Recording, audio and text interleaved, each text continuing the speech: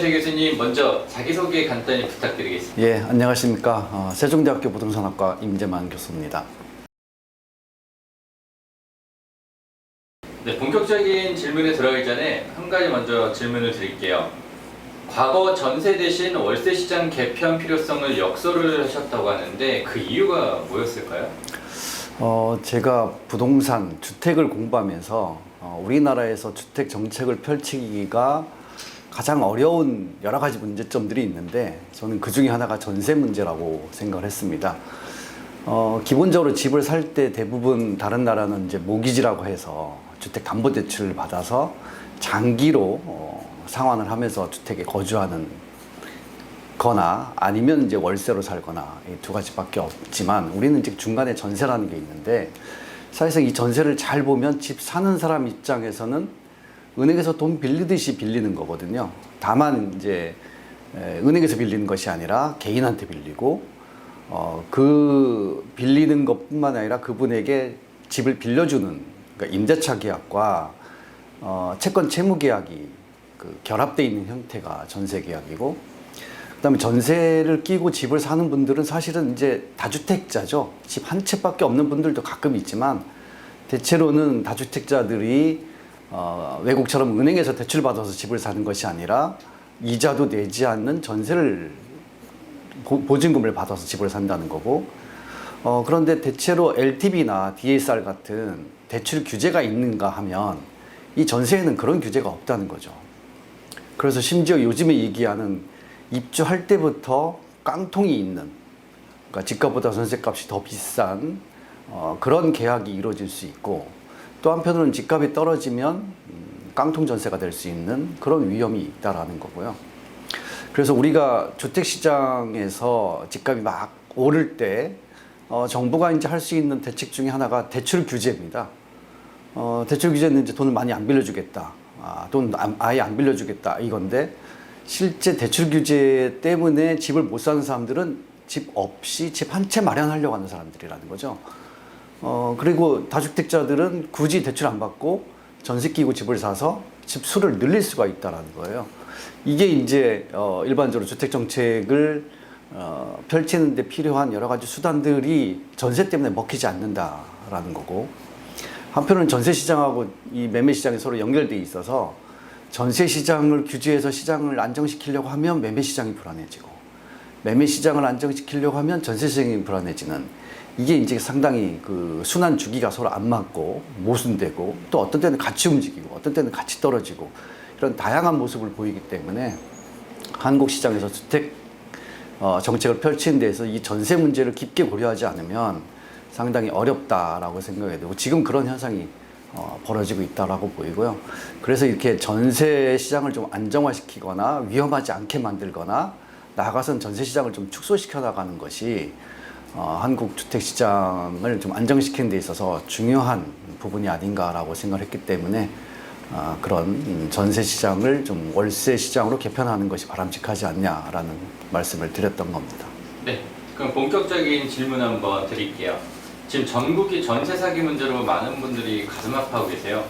근데 이 문제의 근본 원인부터 살펴봐야 될 것 같은데. 한 가지 미리 말씀을 드리고 싶은 게 있는데요.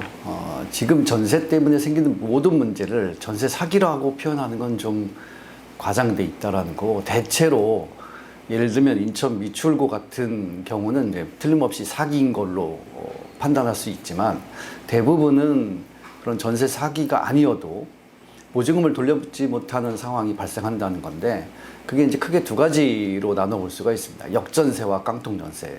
역전세는 먼저 계약했을 때 보증금보다 지금 이제 갱신시 또는 이제 이사를 가려고 할 때 보증금 시세가 낮아져 가지고 새로운 세입자가 들어올 때 기존 집주인들이 기존 세입자한테 돈을 내줘야 되는데, 전세로 임대하는 사람들이 그 돈을 보통은 갖고 있지 않다라는 거죠.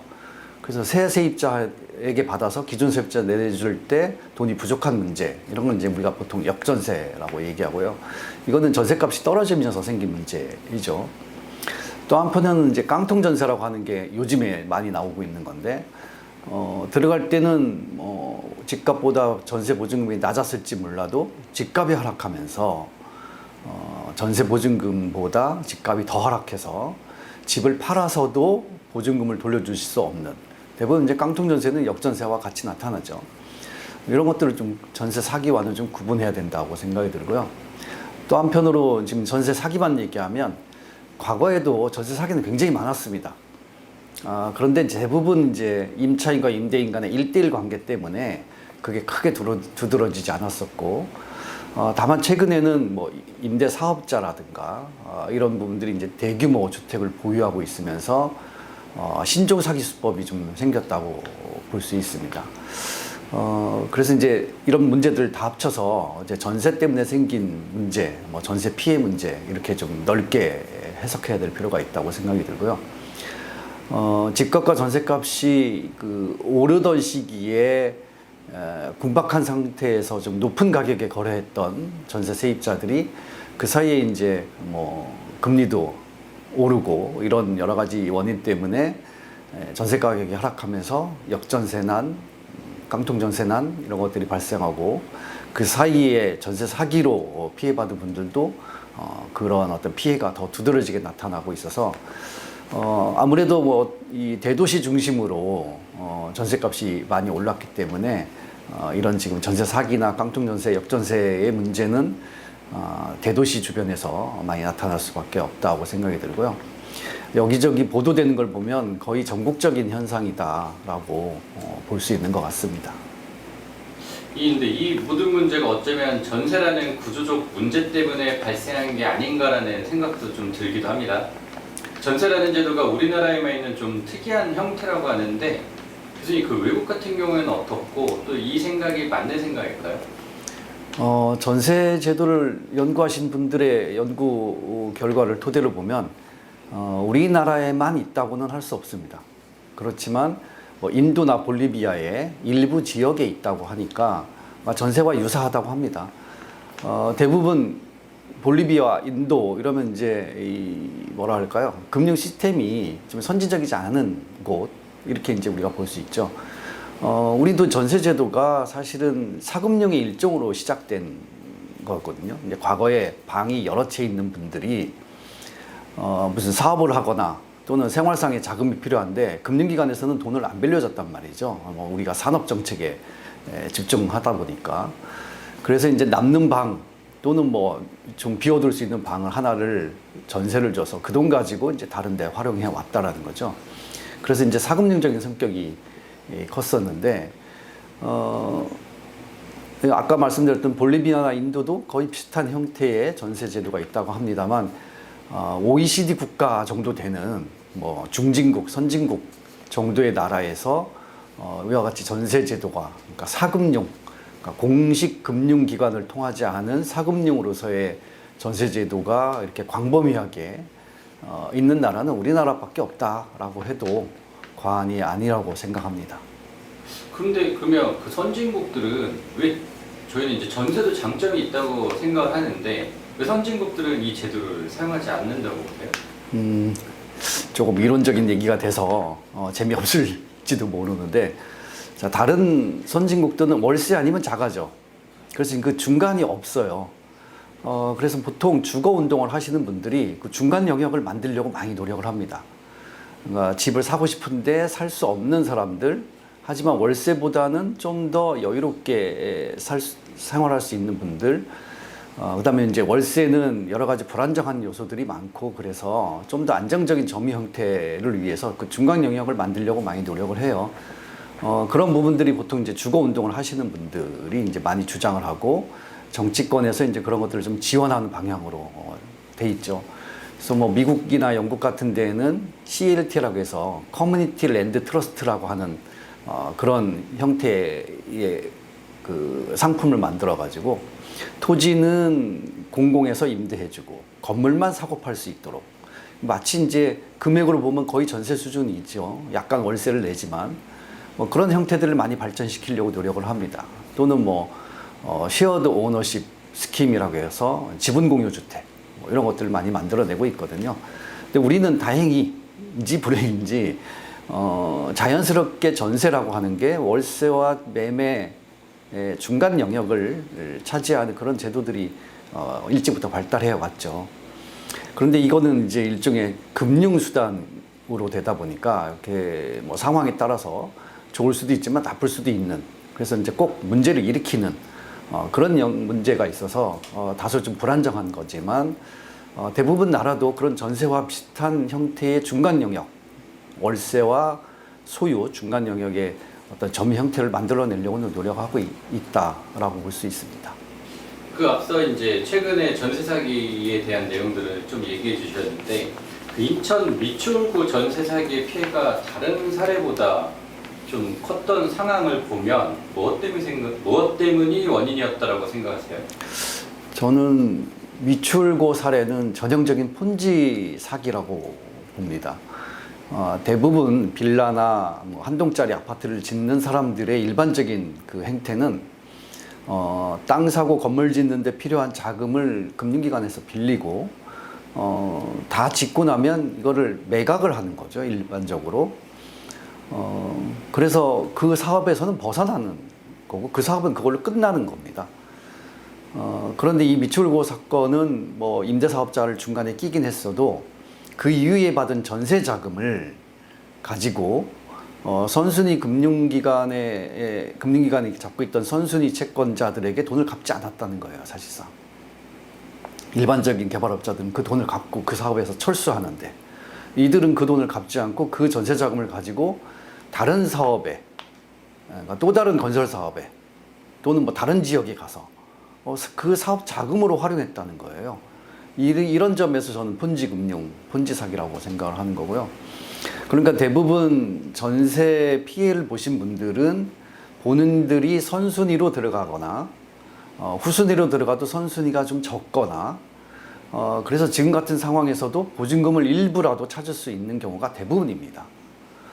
그런데 미추홀구는 앞에 선순위 채권을 하나도 갚지 않았기 때문에 이 보증금 채권이 완전히 후순위가 되고 선순위 채권 규모가 커서 경매에 들어가도 우선 변제권이 있는 케이스 아니면 거의 보증금을 한 푼도 돌려받지 못하는 상황이라는 거죠. 이게 이제 가장 큰 다른 전세 사기 또는 전세 피해 문제와 가장 큰 차이점이고 아마도 제 경험에는 이런 미추홀구 같은 이런 사례가 가장 악질적인 사례인 것 같고 이렇게 크게 피해를 보는 대규모로 발생한 것은 거의 저도 경험이 없는 사례라고 보입니다. 그렇다면 그 보통 전세 사기를 당한 사례들의 공통점이 있다면 뭘 꼽을 수 있을까요? 전통적인 사기와 신종 사기가 있는데 전통적인 사기는 뭐 등기부등본을 속인다거나 임차인이 있음에도 이 주민등록에서 잠깐 빼서 뭐 없다고 하거나 또는 기존에 임차인이 있는데 그 임차인이 나갈 거라고 얘기하면서 계약을 하고 안 나가거나 그래서 이중 계약을 하는 거. 또는 뭐 중개사들이 중간에 집주인에게는 월세 계약한다고 하고 세입자에게는 전세로 계약한다고 하면서 그 전세 계약 보증금을 가지고 뭐 도망간다거나 하는 방식의 이제 전통적인 사기 수법이 있고요.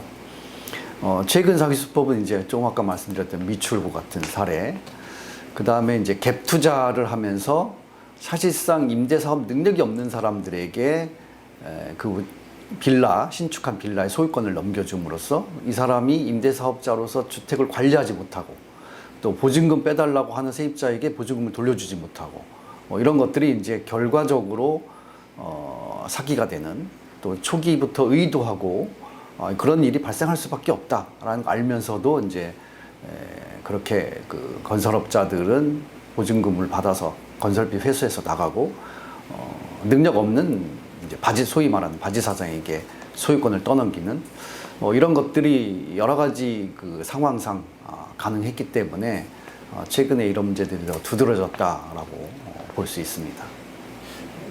이 우려되는 지역 또 이제 어디를 예상하고 있어야 하는지도 많은 분들이 이제 좀 우려를 하고 계신데 특히 인천 미추홀구, 동탄 등 경인 지역에서 또 이런 사례들이 좀 많이 나오고 있어요. 특별한 이유가 있는 걸까요? 제가 생각하는 특별한 이유는 그 지역에 거주하시는 분들이 그 지역에 평생 거주하겠다라고 생각하지 않는 분들이 많습니다. 그리고 지금 현재 전세로 들어가는 그 주택을 내가 사고 싶다라고 생각하지 않는 주택이라는 거죠. 말하자면 일시적으로 거주하려고 하는 그런 분들이 대부분 이제 월세나 전세를 선호할 수밖에 없는 거고, 내가 조금 더 돈을 모아서 더 좋은, 살기 좋은 집을 사야지라고 생각하시는 분들이 소위 말해서 이제 임대 시장에 머물게 되는데, 우리가 보통 서울을 중심으로 놓고 보면 경기 지역에 그런 집들이 많다라는 거고, 경기 지역에 거주하시는 분들이 그런 생각을 많이 하신다는 거예요.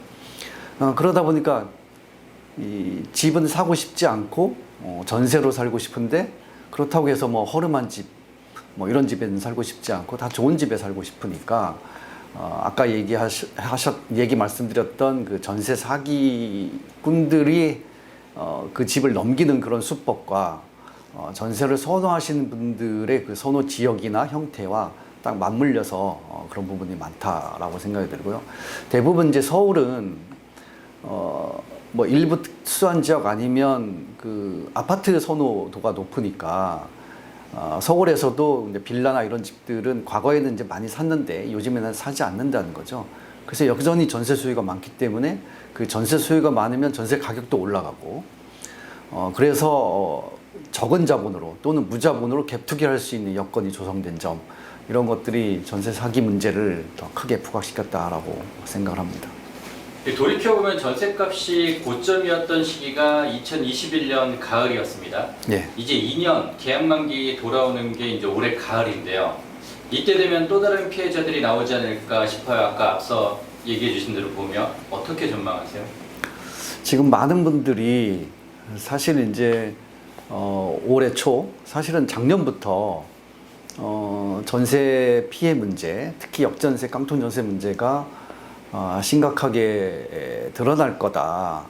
이제 거기에 이제 전세 사기 문제가 더 부각이 돼서 더 이제 사회적인 관심이 커진 거긴 한데, 말씀하신 것처럼 전세 가격이 고점인 시기에 계약했던 분들이 이제 2년 만기가 돌아오는 게 올해 하반기이기 때문에 아직까지 드러나지 않은 전세 피해 문제, 이게 전세 피해 문제가 임대차 계약 기간 중에는 사실 잘 몰라요.